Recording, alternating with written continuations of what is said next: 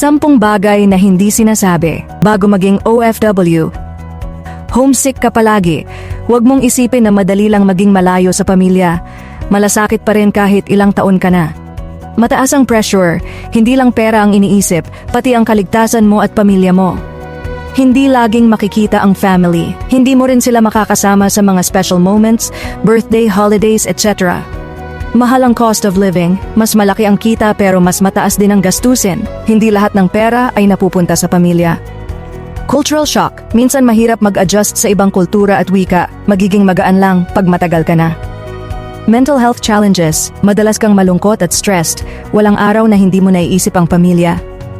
Long working hours, laging busy sa trabaho, walang guaranteed vacation, minsan maghahanap ka na lang ng break. Walang instant success. Hindi lahat ng OFW ay nakakapundar agad. Kailangan mo talagang magsakripisyo. Malayo sa comfort zone, lahat ng bagay, mula sa pagkain hanggang sa mga simpleng bagay, magiging iba. Hindi lahat ng bawat padala solusyon. Hindi lahat ng padala ng pera ay nag-aayos ng problema.